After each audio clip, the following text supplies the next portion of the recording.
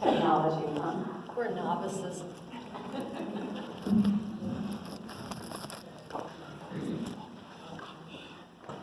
Well, thank you, Davis. Welcome, everybody. I always enjoy this event. I look forward to it every year.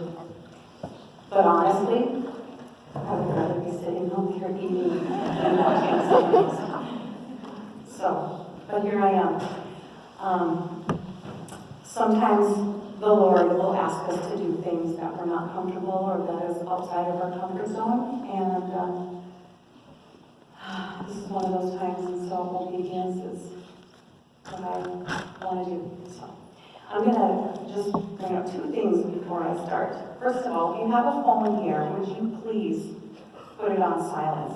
The phones that go off blaring are the ones that somebody thinks they are off. If a phone goes off while I'm in the middle of a deep thing, my ADHD is going to kick in and it's going to mess my life up completely. And the other thing is, feel free to get up if you need to use the bathroom, if you need some more juice or coffee, or if you want to go get some more whatever's over there, or if you got a fussy baby, I will not be offended if you get up and move around. So, all right. The first thing I want to do is I want to start off with reading the reading for today. I have gotten into the habit, and if you don't know, it takes 21 days to either make or break a habit. And I have gotten into the habit of this. And when I read this morning, it just spoke to me, and I just want to share this one with you. Your needs and my riches are a perfect fit. I never meant for you to be self-sufficient. Instead, I designed you to need me, and just forewarn. The Holy Spirit comes upon me, and I get really emotional. So that can be there. I designed you to need me, not only for daily bread, but also for fulfillment of deep yearnings. I carefully crafted your longings and feelings of incompleteness to point you to me. Therefore, do not try to bury or deny these feelings. Beware also of trying to pacify these longings with lesser gods, people, possessions, and power. Come to me in all your neediness with defenses down and with the desire to be blessed. As you spend time in my presence, your deepest longings are fulfilled. Rejoice in your neediness, which enables you to find intimate completion in me. You know, when I read this morning, I started thinking about things from the past. And just a little bit about myself. I am the oldest of three. We were raised over by Duluth. We were a Catholic family. Not here to put down any Catholics, so I have some very dear friends that are Catholic. But I went to a Catholic school for 6 years. And, you know, I look back and I believed in God and knew about God at a very early age. I mean, I was in first grade and we knew about God. We heard about God all the time in school. But I don't think in our home where I grew up, there was a lot of Christian teaching. My parents, you know, most of the time when we heard God, it was usually used in vain. And so, you know, my childhood wasn't all that great. I mean, it could have been a lot worse. My dad was a physically abusive man. He would abuse my mom, and he would abuse us kids physically. My dad, I was always afraid of my dad. I was afraid to speak up. I didn't hear him say, "I love you," and it just seemed like nothing I ever did was ever right or was ever done properly. So I grew up in an environment where there was a lot of violence, and there was very little praise, and there was very little encouragement. But we went to church every Sunday. Church was important. And, but church was also a place for me to get in trouble. I used to be naughty in church. I remember having to come home some evenings. I think we'd go to church on Sunday evenings, and I would go to bed without supper, and I think that was like the worst thing in the world, was to have to go to bed being hungry. But it was because I was just naughty.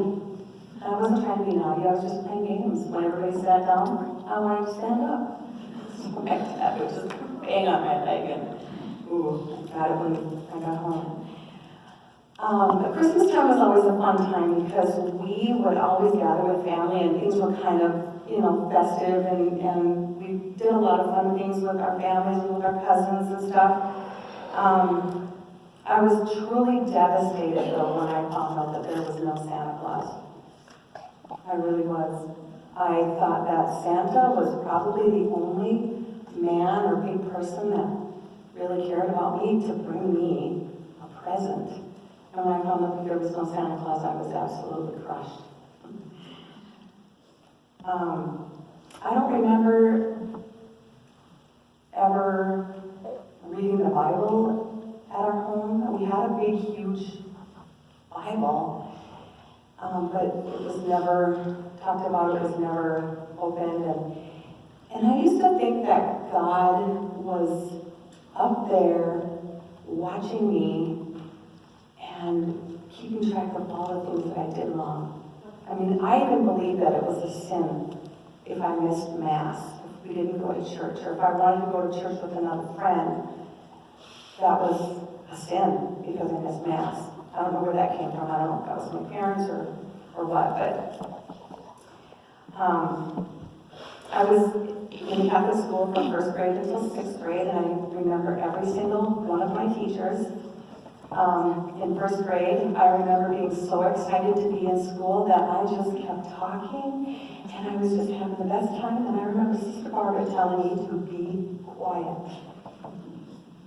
But I couldn't be quiet. I just kept talking, and it was like new friends, and then she told me I had to stay after school. That was like a blow. Kindergarten too, we didn't have a kindergarten at our Catholic school. I had to walk 6 blocks, and I was an afternoon kid, and I had to walk to school every day. And I'm telling you, every day was an adventure. I stopped and played and found sticks and did all kinds of things, not knowing that I had to be there at a certain time. And I remember Mrs. Damon, when I finally made it to school, took me in the cloakroom, and she put her arms on my shoulders and she shook me and said, "You are late every day." And then I started crying, and then she hugged me. But I really had a tough time with staying focused, and it just seemed like those 6 miles were like, or 6 blocks were like miles away. Let's see. I think when I was about 8 years old, there was some sexual abuse that happened with an older cousin, and I never really understood what boundaries were. As a young girl, I was a very easy target for perpetrators. I had such a yearning I just wanted my dad to love me. I wanted my dad to be proud of me. And I just always seemed to make my dad mad. My younger brothers were probably the ones that got the worst brunt of his anger, and I just never felt like my dad liked us. I really didn't. I didn't think he loved us. My mom was sort of like in another world, probably worrying about what was going on and what was happening. And there were times where I would wake up in the night and I would hear them fighting and punching, and I remember the police being at our house one night, and I was sitting on the end of my bed, which was the first bedroom upstairs, and I could see that police officer down there in landing, yelling for my mom, and I heard my dad saying things like, I'm gonna go kill myself, and he took off, and I remember being at the end of my bed and just saying, God, please make them stop. It was so hard to be a little kid and not feel safe in your own home. It was very difficult to go out into the world and to trust people and to, feel accepted and feel that I had a hard time feeling like I ever felt accepted by people. And I always just seemed like the oddball kid, you know.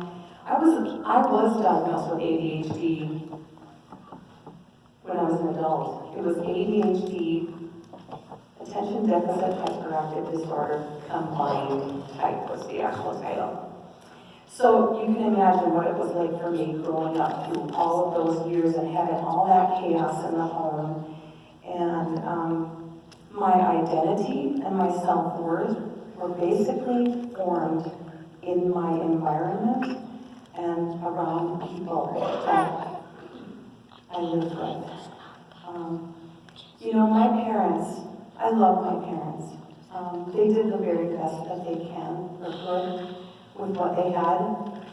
As I've gotten older, I understand that my dad came from a very, very, very abusive home. His dad was very abusive. And so it took me a lot of years, and probably in my adulthood, where I could see where he was coming from and could feel a little more compassion for him. And once I became a parent, I realized that my parents didn't hate me.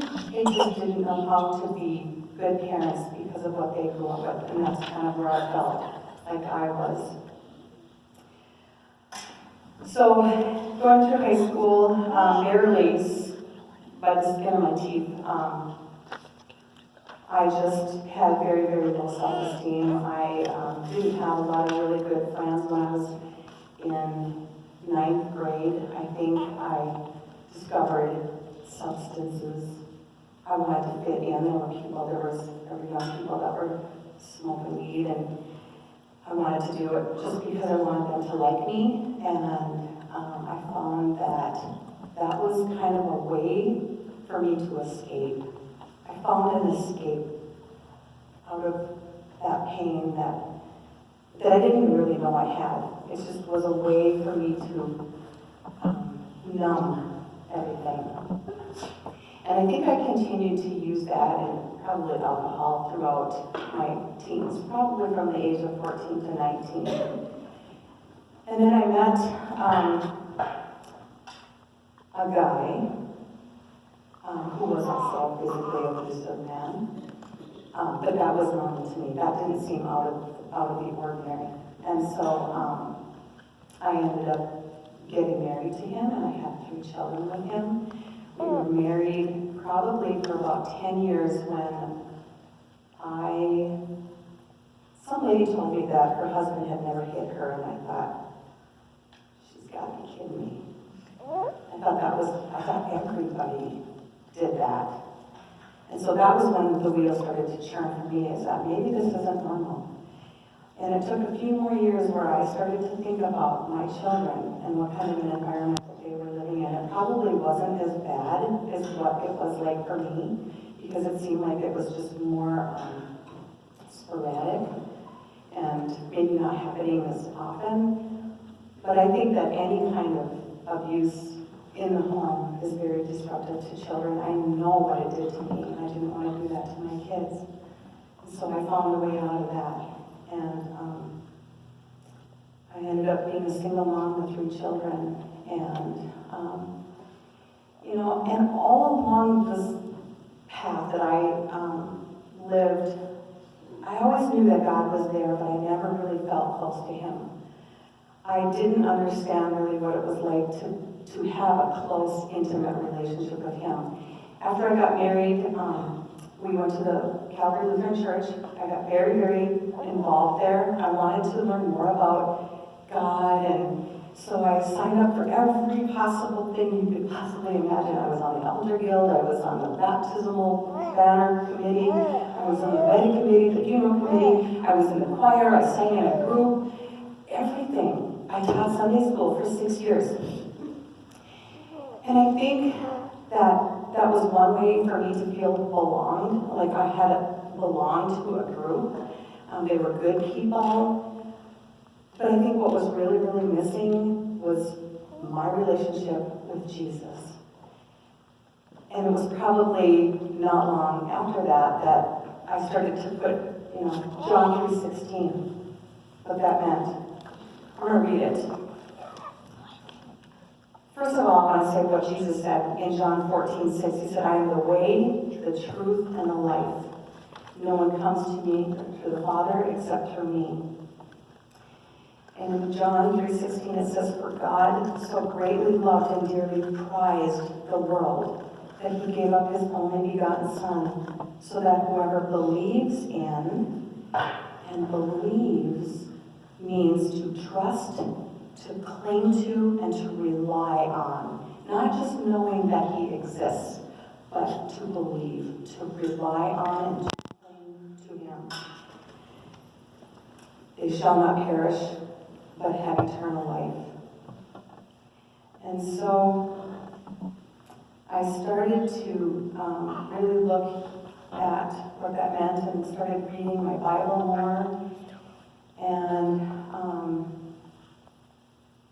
it wasn't until I started to belong to this church and I went to a women's Bible study, and we did, the first Bible study was Believing God. And that's where things started to really click for me. I started to understand that there was more to knowing that God exists. The reason why God seemed so distant from me is because I didn't have a relationship with Jesus. That was the huge thing that was missing.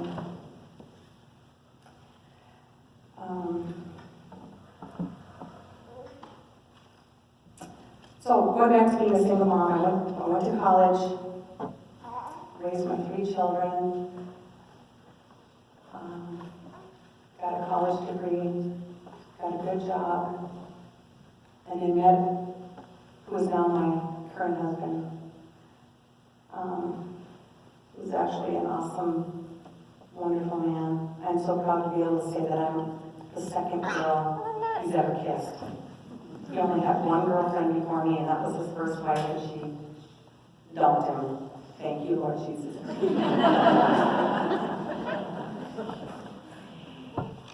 He grew up in a completely opposite environment that I did. He grew up in like the Leave It to Beaver family, where his parents never once raised their voice. When he told me all this, I'm like, man, that seems like a boring life. But I met him in 1994 while I was a college student, raising my 3 children, and he was kind of a nice guy, and I really didn't know if I was going to be able to like him, really. I think I still had a lot of very, very low self-esteem issues at that point. I always picked the guys that treated me the way I felt like I deserved to be treated. He was not like that. And so it took me a while before I could really see myself as someone like him.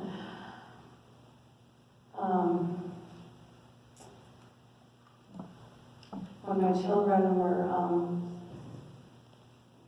in high school, where they gave me the run for my money, they were very big challenges. The one that was sitting here that walked out, I can talk about her now. Redhead. It's true what they say about redheads.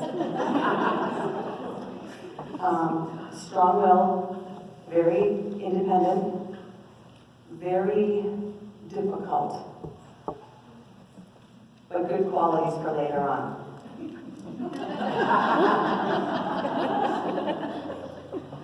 I knew she would go somewhere with that. Let me tell you, that girl put me to tears many times. She was taller than me, and it was hard to argue with her, but I'm still mom. So I tried very, very hard to be a good example to my kids. I drove them to church. I never used bad language in front of them, except maybe on one or two occasions where something might slip out, and I heard them like,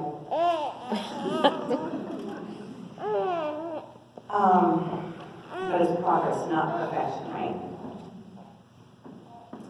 My youngest boy, Mark, he was another big challenge for me, and I don't know, a lot of people, you might know Mark. He was an Awana leader here.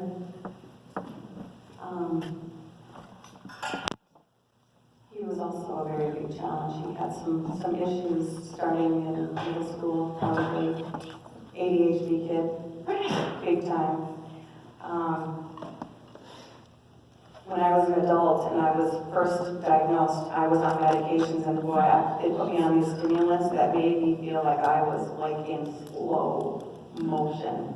That to me was not normal. I just felt like I was right here. So when I was right here, I realized the rest of them were all jumping and bouncing off the walls. When I was bouncing off the walls with them, I just felt like we were all just one big happy family. As far as my parents, I had a pretty good relationship with my parents as I got a little older. My dad, when I married Lauren, my dad just became like an awesome dad, because Lauren fishes, and my dad has a fishing buddy now, and I've seen so much change in my dad, the way he responded to me. It was just unbelievable. He was nice to me. He sometimes would call and talk to me on the phone, and I thought, well, Lord got more than one good thing into this family. He got my dad to seem like he likes me a little bit more. But my mom and I always had some really good times. We played Spite and Alice, and she is very, very staunch Catholic. We learned how to agree to disagree sometimes. But the thing of it is that we both had this love for Jesus. And we've had a lot of good times together. So it was about a year ago that my mom had this back surgery that was going to help her stand up and walk better. And she was really looking forward to this. And so a year ago, last May, she had this back surgery, and she came to Bemidji and stayed at Havenwood for a short time for rehab. And it was about a month after the surgery, and she started having some pretty significant complications. And she was not able to get up or walk, and there was something very wrong. So she went back to her doctor, and they did a CAT scan or something. And what happened was there was a bone that disintegrated in her lower spine, and they needed to redo the surgery again. And so her Medicare wouldn't cover her to be at Havenwood, so they lived over by Duluth at that time, so I talked her into going to Havenwood to get rehab so I could be close to her, so I could take care of her, watch her, and just be there for her. And so they brought her to my house 3 days later, and my husband, bless his heart, built 2 ramps on our deck the night before she was to come so she could get up in the wheelchair. And when she got to our house, she just broke down and cried, and she said, "Thank you so much for doing this for us, for me." And we had a really good day. I made her breakfast. I got to take care of my mom, and I was in so much glory just being able to be there for her and to watch her and to laugh with her. And I took 2 weeks of unpaid leave so I could be with her, and I we talked about all the things we're going to do, and we sat in a room all day, and she was on her little Kindle on her Facebook, and my husband was working, and he came home, and he stood in the doorway, and she looked at him, and she just couldn't even get the words out, but she said, "Thank you." She just was so full of gratitude for what we did for her. And we watched America's Got Talent that night. We love that show. She loves it. And the little room I had set up with her, I had a little commode there for her. And 9 o'clock, she got up on her commode, did her thing, and I helped her in the chair. And the last thing she said to me was, "I feel really dizzy." And I looked at her, and she was not responding to me.